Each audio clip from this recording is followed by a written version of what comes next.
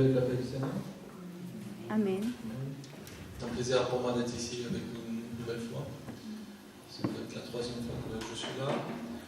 Et je remercie le pasteur Ephraim de la confiance, de l'opportunité aussi de partager un petit peu avec vous.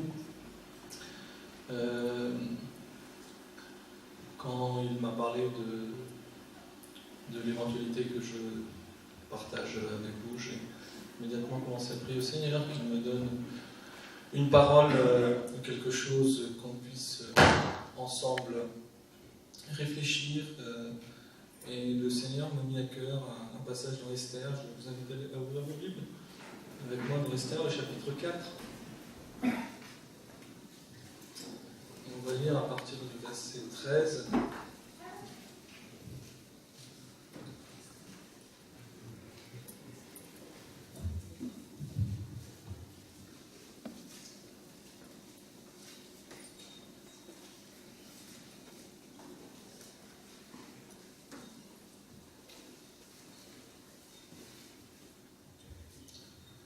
On va lire, on ne va pas perdre plus de temps.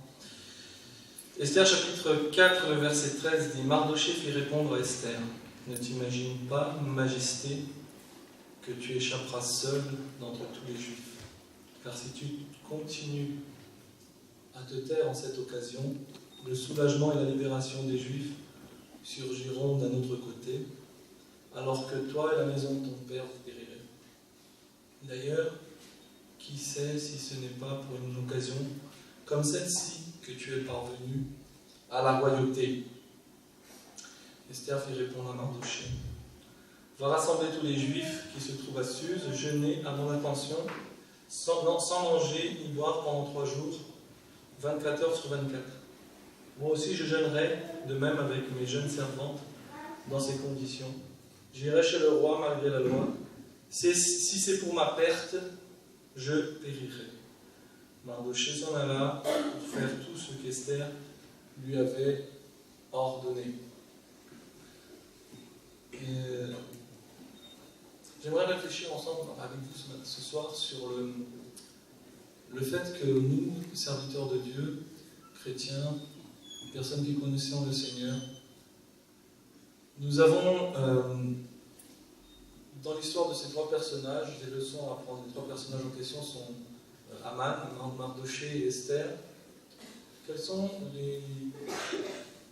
notre attitude, ou quelle est notre attitude par rapport aux privilèges que nous avons, de situation dans laquelle nous sommes, le privilège de connaître le Seigneur? Quelle est notre capacité à assumer les responsabilités qui sont conséquentes à ces privilèges? Et quel est notre engagement véritable par rapport à ces responsabilités? Esther, Mardoché et Aman sont 3 personnages très importants dans le royaume de Cyrus, des personnes qui vont être placées dans des positions d'honneur. Esther est reine, a une situation de richesse, situation de confort, une position qui lui donne beaucoup de droits. Elle vit dans le palais royal. Elle a accès à tout un tas de choses que la plupart des personnes n'ont pas accès.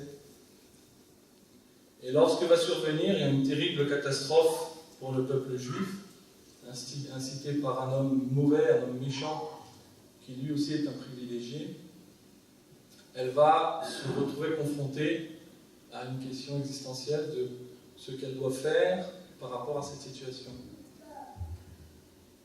Dans une certaine manière, d'une certaine forme, nous aussi, nous avons beaucoup de privilèges. Nous sommes des privilégiés. J'aime beaucoup partager avec les frères de dire que nous avons des privilèges qui sont dus parfois juste à notre naissance, le pays où nous sommes nés. Nous avons le privilège, par exemple moi j'ai le privilège de naître dans un foyer chrétien, de connaître l'Éternel depuis mon enfance, de l'expérimenter dans ma vie depuis mon adolescence, d'avoir une rencontre avec lui personnelle depuis tout mon plus jeune âge. c'est un privilège. Je vois encore comme un plus grand privilège celui d'avoir été illuminé. Vous pouvez vivre votre vie dans l'église. Je connais des copains d'enfance qui sont comme moi, qui sont nés dans un foyer chrétien, qui ont grandi et qui se sont perdus quelque part parce qu'ils n'ont pas eu la grâce d'être illuminés, d'avoir la compréhension de ce que Dieu est. On a eu une très bonne étude sur certains attributs de Dieu, qui n'ont pas eu la chance de l'expérimenter et d'avoir une possibilité de goûter et de vivre ce verset qui dit « Goûtez et voyez que l'Éternel est bon ». Et nous sommes privilégiés d'avoir pu expérimenter le Seigneur et de vivre non pas comme des aveugles, mais comme des gens qui ont été illuminés, qui ont été éclairés par le Saint-Esprit. Le fait de comprendre Dieu, ou en tout cas un petit peu de ce qu'il est un privilège que nous devons honorer et respecter. Nous sommes privilégiés, nous vivons dans un pays qui nous permet, et je pense que même si nous avons des difficultés, même si nous pouvons avoir des problèmes, nos problèmes n'ont rien à voir avec les problèmes de certaines personnes dans le monde. Nous sommes remplis de choses qui parfois passent inaperçues dans notre vie de tous les jours, mais qui sont des privilèges extraordinaires. Nous avons le privilège d'avoir été appelés, choisis, élus, avoir été enfants de Dieu. Et comme Esther, nous avons une chance extraordinaire, une chance incroyable, exceptionnelle, que nous devons bien cerner, que nous devons bien appréhender. L'autre jour, je parlais avec un chrétien qui commençait à se plaindre de beaucoup de situations, et je lui dis non, tu n'as pas le droit de te plaindre. Nous n'avons pas le droit de nous plaindre. Nous devons comprendre la réalité des choses, et nous devons être des gens avisés, des serviteurs et des servantes de Dieu avisés, qui comprennent le monde où ils vivent, et qui savent que dans notre situation, pour beaucoup de raisons, on ne peut pas trop détailler, mais pour beaucoup de raisons, nous sommes des privilégiés. Aman était un homme privilégié. Lui aussi avait été fait premier ministre, élevé au-dessus de tous les princes du royaume. C'était un homme qui avait été honoré par le roi, qui avait une situation de privilège aussi. Mardoché était un juif qui avait été amené là comme captif, mais au fur et à mesure du temps qu'il a passé dans le royaume, on sait qu'il va commencer à servir dans la maison du roi, et il est cousin avec la reine, c'est lui aussi un privilégié. Trois personnages dont on ne va pas rentrer dans le détail de tous les privilèges desquels ils ont, qu'ils bénéficient, mais des gens qui ont une situation enviable, une situation qu'on pourrait vouloir être à leur place. Et chacun d'entre eux va être à un moment confronté à une responsabilité, à une situation dans laquelle tous ces privilèges doivent servir à quelque chose. Et nous aussi, comme chrétiens, nous aussi qui avons toute cette situation d'être des serviteurs, des servantes de Dieu, d'être des gens qui sont dans des situations parfois de position d'honneur, de position juste de confort, avec toutes les choses dont on peut bénéficier, on doit se rendre compte que tout ce confort n'est pas là juste pour qu'on utilise de ça comme notre petit plaisir et pour notre propre intérêt, mais nous devons comprendre qu'il existe une responsabilité, des responsabilités qui incombent à chacun d'entre nous du fait des privilèges dont nous bénéficions. Peut-être quelqu'un ici va dire, oui, mais moi je suis personne, je ne suis pas quelqu'un d'important, je ne connais rien, mais je vous ai dit, si vous vous arrêtez pour réfléchir, et si vous regardez le monde autour de vous, par rapport à d'autres, par rapport à des situations d'autres personnes, nous sommes chacun d'entre nous dans une situation de privilège et d'une situation supérieure, on pourrait dire ça comme ça.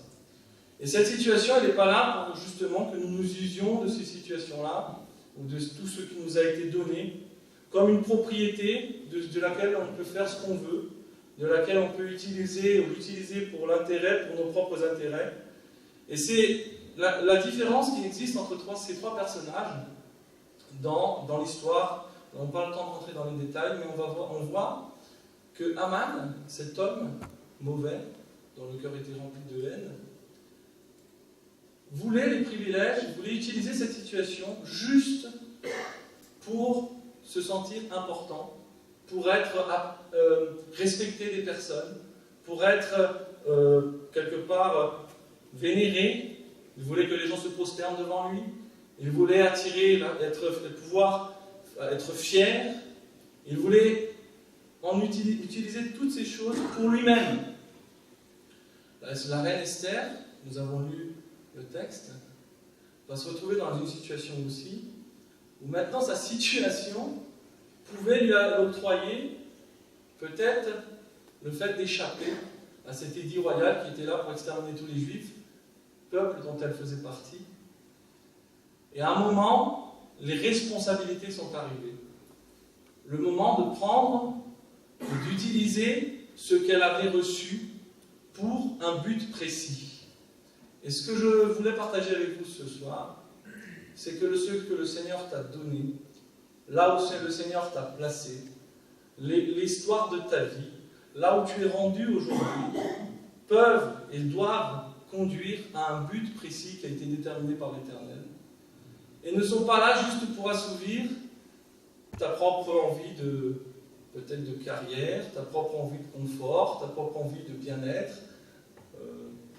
Beaucoup de fois, nous voulons utiliser les privilèges que l'Éternel nous a accordés comme d'une manière égoïste, qui ne sont pas là pour servir un intérêt précis. Or, le Seigneur a placé chacun d'entre nous dans la situation où on est, que ce soit dans la vie séculaire, que ce soit dans la vie quotidienne de tous les jours, que ce soit dans l'œuvre de Dieu et dans la connaissance de l'expérience que nous avons de Dieu. Le Seigneur nous a placés là, avec un but précis, avec un objectif déterminé, pour qu'à un moment ou à un autre, nous utilisions ça pour sa gloire. Et nous devons vraiment absorber cette notion que ces choses ne nous appartiennent pas, que nous ne nous appartenons plus, que nous appartenons au Seigneur de gloire, à ce Dieu qui veut que son nom soit élevé. Et un moyen qu'il veut utiliser, c'est ma vie, c'est mon instrumentalité, et c'est ton instrumentalité, c'est ta vie.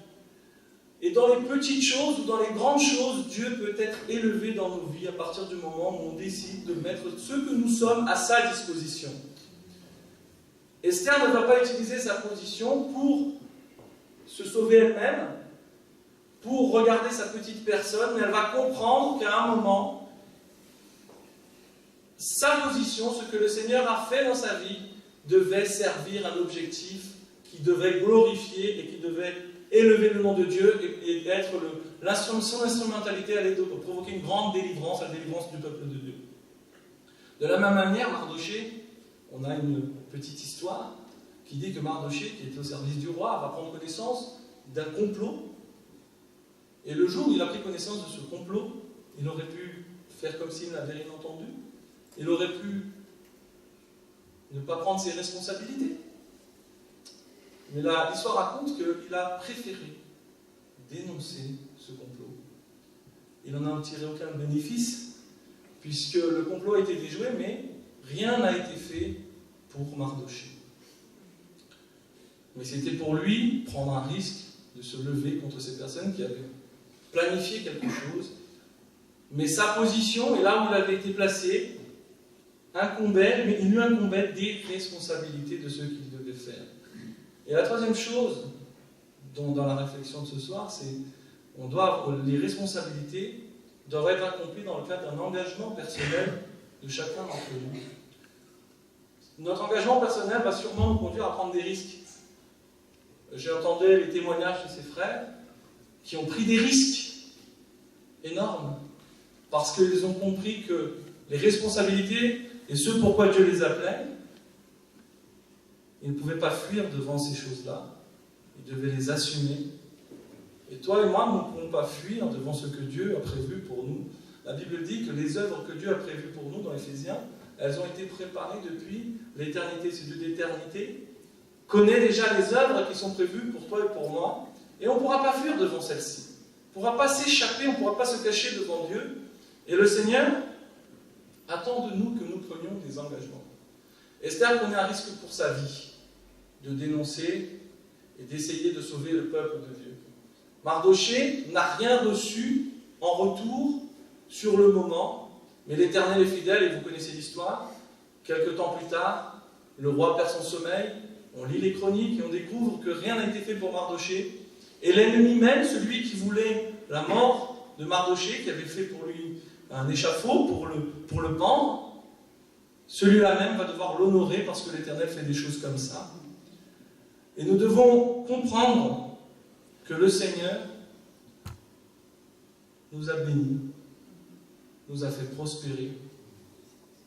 Le Seigneur nous a donné la vie, nous n'étions rien, nous étions morts dans nos délits et péchés, et le Seigneur nous a restaurés, nous a levés de là où nous étions. Ce n'est pas pour notre petit confort personnel, pour que nous regardions le nombril, pour que nous disions que nous pouvons maintenant reposer notre âme et attendre que le retour du Seigneur, chaque jour, chaque instant, autour de nous, il y a quelque chose que Dieu attend de nous. Le matin, quand nous nous levons, nous devons avoir cette prière: Seigneur, je suis ton instrument. Je suis là à ton service. Tu as tellement fait pour moi, que puis-je faire pour toi aujourd'hui? Tu m'as tellement donné, que puis-je donner? En quoi je peux partager la grâce que tu m'as donnée? Nous connaissons que par la vie d'Esther, il y a eu une grande délivrance au milieu du peuple juif qui a pu se défendre, qui a pu être sauvé. Aman, le méchant, qui lui voulait profiter de sa situation, va finir lui-même pendu là où il voulait pendre son adversaire, l'homme de Dieu. Et l'homme de Dieu va finir dans la position d'Aman, Premier ministre, parce que Dieu fait ces choses-là. Dans toutes les positions que nous prendrons pour le Seigneur, nous devons courir un risque. Le risque d'être rejeté, le risque d'échouer. On ne va pas toujours réussir. On ne va pas toujours être victorieux, bien que des gens puissent nous dire que si, on va toujours être victorieux. Mais non, je suis désolé. Il y a des choix que nous allons faire. Nous ne sommes pas Dieu, lui il ne se trompe jamais, j'ai bien compris. Mais nous faisons des choix, et malgré que nous essayons d'écouter le Seigneur, et de prendre en lui le conseil avisé, nous allons nous tromper. Mais ce que le Seigneur attend de nous, c'est que nous ne prenions pas ces privilèges qu'il nous a octroyés pour argent comptant, pour quelque chose que nous devons mettre au fond de nous-mêmes et garder pour nous. Il nous a donné ces choses, il nous a placés dans certaines positions, que ce qu'il a fait pour nous serve pour sa gloire, que nous ne fuyions pas ce que le Seigneur attend de chacun d'entre nous. Et parfois, quand je suis en prière devant Dieu, des fois j'ai honte de certaines situations, de certaines choses, où ma bouche ne devait pas rester fermée, où ma main devait être tendue, et je ne l'ai pas fait. Mais que le Seigneur nous donne grâce, que le Seigneur nous donne la force, que chacun d'entre nous puisse, à l'image d'Esther et de Mardoché, prendre l'engagement d'essayer de faire ce pourquoi l'Éternel nous a placés là où il nous a placés. Et si nous faisons cela, nous serons une bénédiction, non seulement pour les nôtres, mais pour les gens qui seront autour de nous. Nous serons une source. Parfois, vous savez, parfois quelqu'un a juste besoin qu'on tende l'oreille pour l'écouter, qu'on l'écoute. Combien de fois les personnes ne cherchent pas grand-chose, et c'est pour ça que je dis, quelqu'un peut penser ce soir, oui mais moi je n'ai aucune importance, je n'ai rien à offrir. Le Seigneur a placé en toi des trésors que tu n'imagines pas, et tu as des choses à offrir. Donc, mets-les en pratique. Amen.